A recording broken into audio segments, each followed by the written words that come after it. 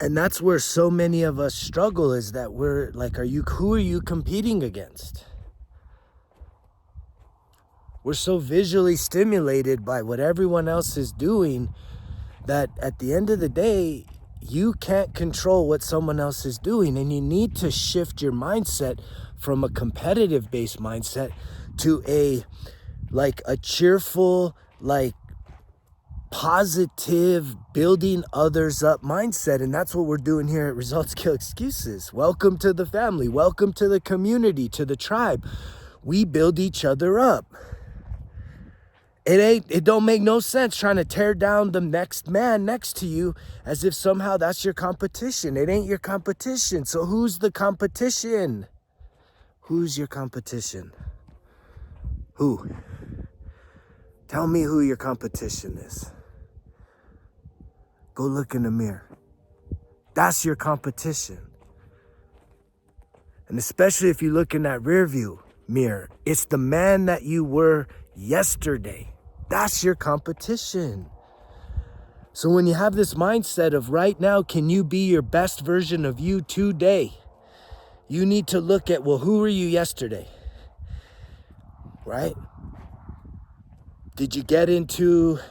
Are you in a relationship that you know is not healthy for you and you're holding on to it, and yet there's just kind of that makeup to breakup and back and forth, day in and day out, week in, week out. You're both feeling miserable. You're both feeling strained, but y'all don't know what to do. And you say you love each other, but all you keep doing is just having these energetic drains. So when you look at that version of you, you say, how do you be a little better today? Are you willing to ask for some help? You willing to get some therapy? You willing to work on yourself? You wanting to get to the root of your own problems? Knowing that if you start to improve the relationship you have with yourself, guess what? It's going to improve the relationship you have with other people. If you're someone that's struggling with a form of addiction, doesn't have to just be drugs or alcohol. It could be porn, it could be eating, it could be laziness, it could be social media, gambling, all these things. There's so many addictions nowadays. Food is like such a crazy one right now. We got eating disorders. We're addicted to food. And so it's looking back at yesterday and knowing, you know.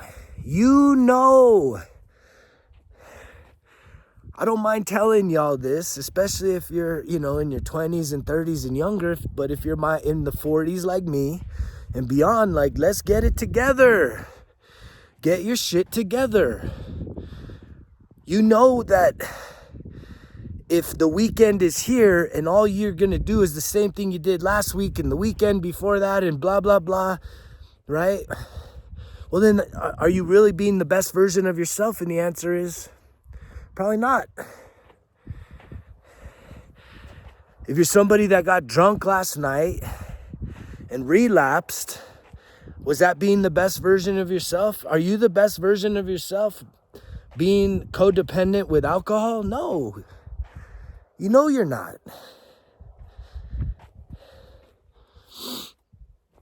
And so, it really does take you holding yourself responsible. And that's that extreme ownership. And once you really start looking in the mirror and then looking within, trust me, you ain't got no time for all this other shit. You really don't. You really don't have time to worry about what someone else is doing. What does it matter what other people are doing? Right? There's plenty for you to focus on right there in front of you. Things that you can work on, things that you are resistant to. And yet it's because you're resistant to putting in the work that you easily give yourself a pass to be distracted. I've heard this quote, and I don't know who it's attributed to, but they say the success that you desire is hidden in the things you're avoiding doing. The success that you are seeking is hidden on the other side of the things that you're avoiding doing. And so when you think about your situation and your circumstances, you know deep down inside of you, don't take me telling you, you know what the best version of you is. Right? What are the things you're doing to improve your mental health? Do you meditate? Do you journal? Do you spend time out in nature? What are you doing to improve your emotional health?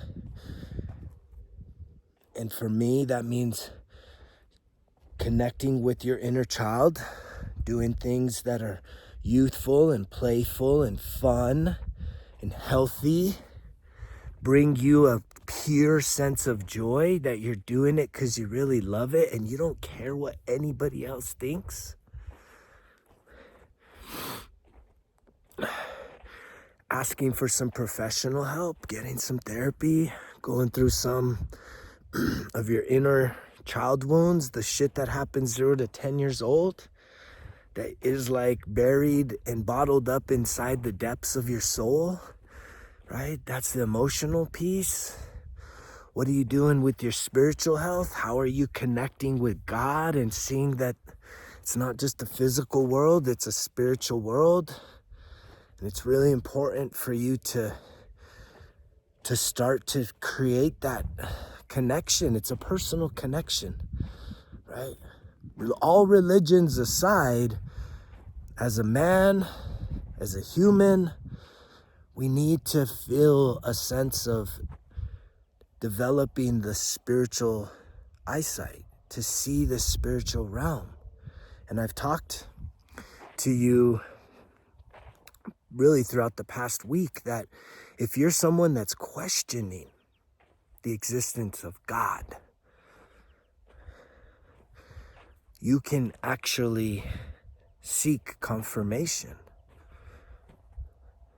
And it can be something really, really like incredible, right? You can ask for a sign of confirmation, right? And don't put time on it, but seek it and it'll show up. I just had this happen to me, man. I was seeking clarity. And comment down below if this is something that you've tried, but check this out. I just had it happen where it was like, I wanted some confirmation about a relationship. And I said, if I hear this song, and it's not even a new song, it's not a fresh song, it's an older song, I want to hear that song. And I don't listen to a lot of music cruising. I have my own playlist and it wasn't on the playlist, right? But I usually listen to other stuff. And there I was yesterday, doing a little bit of scrolling, and boom, it hits me. The song pops up. And in that moment, it's up to you whether you're going to think that's some fluke type shit or it's literally a sign from the spiritual realm that you are supported, that you are a divine creation, and that you are worthy of good things happening to you. You are worthy of setting yourself free from the negativity, free from your past full of mistakes. You're free to redeem yourself right here, right now. You can let it all go. Does that mean that instantly things are gonna get better? No. In my situations, and I've had many, many, many fuck ups in my life, and I know a lot of y'all get triggered. Don't get triggered. Don't get triggered on how I talk. Worry about you. If you're like a goody, good. So triggered by the language, right? I've been through so much in my life that there have been seasons where I've had to go and seek reconciliation, ask for forgiveness from other people that I know I've hurt, whether directly or indirectly. That's the powerful thing. Directly, like I know there is people that I have hurt directly. Let's just call it my ex-wife. And then I know that indirectly, as hurting her, hurt her family members. And so I didn't just go seek forgiveness from her when I finally got my shit together. I went and sought out forgiveness from her family, individually, seeking them out. And guess what? Some of them were broke down crying, saying, "Oh, I've been waiting so long for this." And others said, "Get the fuck out of my face. I don't care about you." And both are okay. It sets you free. It sets you free. And a lot of you are suffering because you have these energetic blockages. And that's that spiritual piece, is freeing yourself from the blockages, from the guilt and the shame. Those are the blockages. From the unforgiving heart, knowing that, man, you've been betrayed, your heart's been broken. Just releasing.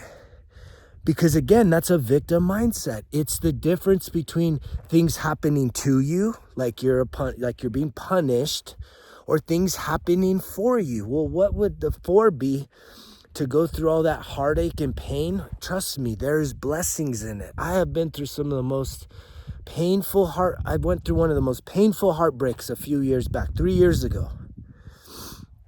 And I'm telling you, man, I wish I could have avoided that at all costs. I did everything I could to try and hold on to that relationship. And at the end of the day, the relationship failed. And that heartbreak hit me.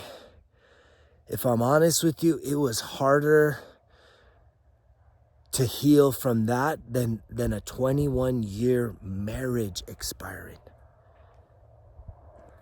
But I can look back and say, I would not be this man I am right now, speaking this life into you, speaking life over me. I speak my message to me first. This is constant reminder to myself to stay humble, to stay grounded, to stay centered, to continue putting in the reps and doing the work. And it's not just this endless cycle. It's beautiful when you see the breakthroughs, when you can see the growth. That's the power of the journaling. Really, you can go back a month, a year, 2 years, 3 years, and be like, whoa, I've done a lot. I've really done a lot. And therapy helps too. My therapist says, man, you need to give yourself a lot more credit for the things that you've done, for the growth. You're doing incredible things. You're doing a great job. And that feels so good. And so that's the spiritual piece. And that fourth piece is the physical. The physical part. I am a man. I'm in my mid-40s. I let it go.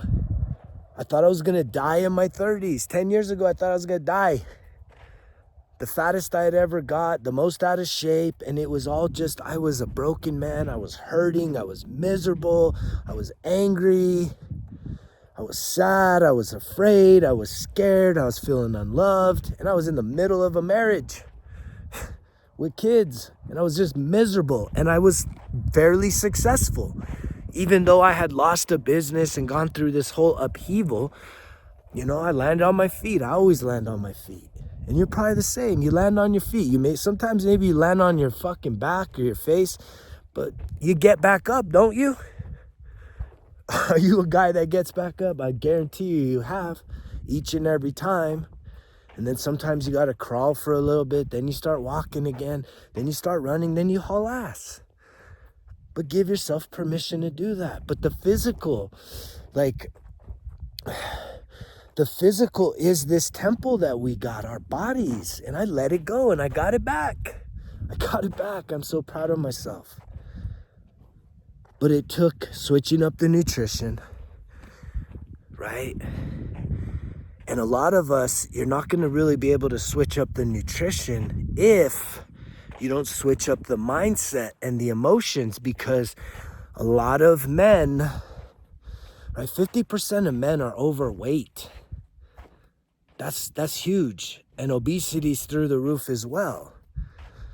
And yet I attribute most of that to unhealed emotional trauma from your childhood. This is from your childhood. This is like the shit that you've hidden in the deepest, darkest parts of your soul. That's what's going on in there. And we're eating our emotions. And so again, if you don't take your mind and your emotions, your mental, that's why we start there, the mental and the emotional health. Because it's that 80-20 rule. You gotta get your nutrition in check, right? That means counting calories. That means cutting out carbs. That means reducing the amount of sugars that you're intaking. And that means having to sit through and endure some cravings, some, rumblings in your tummy. And then, it's also doing some regular cardiovascular exercise. I'm a huge advocate for resistance training. Weightlifting is so important. They are saying that literally that's the number 3 most important part of your body. It's heart, lungs, and muscles. And you think about it, if you have any desire in your accelerated age, 50s, 60s, 70s, beyond, to stay mobile, you're gonna need muscle mass to do that. And if you're carrying around a big old belly and big old tits and just letting it go, you can start by addressing your mental and emotional issues, connecting with the spiritual, but then you gotta start giving yourself permission to start making some adjustments with the nutrition. And it's not just about dieting, and it's not about pills. It's literally about aligning yourself with proper nutrition, healthy foods. And that's gonna probably take you not relying on someone else cooking for you. You're gonna have to start doing maybe some meal prep. And I'm willing to guide men along this entire journey of getting to that complete health, that winning hand in life. If you need help, reach out to me. I will give you a free 90-minute coaching session to at least look at the strategies, look at some goals, and start to come up with a dang action plan for you to start really building some momentum and getting some breakthroughs. And we're here right now, man. The holidays is right here. So many of us have a pattern and a ritual of blowing ourselves out in this season. And if I could get you to swerve on that, pump the brakes on the bullshit, man, that would be a huge win for you, which helps me to feel like I'm fulfilling my purpose on this planet, which is giving back, which is knowing that I am absolutely here, whole, complete, fully present, fully conscientious to serve the man that I once was. Someone commented the other day, it's like, man, you're like the future version of me. And it's like, that's amen. That's true, right? I am coming from the future into the present to let you know they ain't got to do it alone, and there is a way. And this is, I think, a big piece that's been missed in the whole manosphere, relationships and nutrition and finances and all this stuff. We're missing this emotional piece. It's still a suck it up, walk it off, rub some dirt on it type culture. And that isn't the success, the external, the material doesn't fulfill. And it doesn't heal the emotional wounds that we're carrying around, the little boy inside of you. So again, total health, mental, emotional, spiritual, and physical health. I'm here for you. I love you guys so much. I appreciate everybody that's been just commenting and feeding, feeding into this community that was a dream of mine. And if you haven't yet, type in Results Kill Excuses into the app store on your smartphone. And in there's 25 lessons. It's over a month worth of content if you're really serious about doing some self-discovery, which self-discovery comes after you have that awakening from the self-destructive, self-sabotaging period of life. You now need to go through and do some discovery. What do you love? What do you hate? What do you want and why? Answer those 4 questions and you'll have a lot more focus and clarity that you can then start moving through redefining yourself, which will ultimately lead you to self-mastery, which is trusting yourself, believing in yourself, loving yourself in the most healthy, authentic way possible. I love you guys so much. Keep commenting, keep sharing the message. If you haven't yet, check out resultskillexcuses.com. Check out the shop. We've got the beanies, got all kinds of inspirational apparel there. I would love for you guys to support, start rocking the merch. And, I'll see you on the next one. Thank you so much to everybody that's been speaking life into me. All those encouraging words. I'm so grateful that this message is aligned with your life path. And that gives me confirmation to just keep going. That now is the time. And if it's the time for me, guess what? It's the time for you, because we're in this together. I love you guys. You know the drill. Results kill excuses, because if it was easy, it wouldn't be worth it. Greg's out.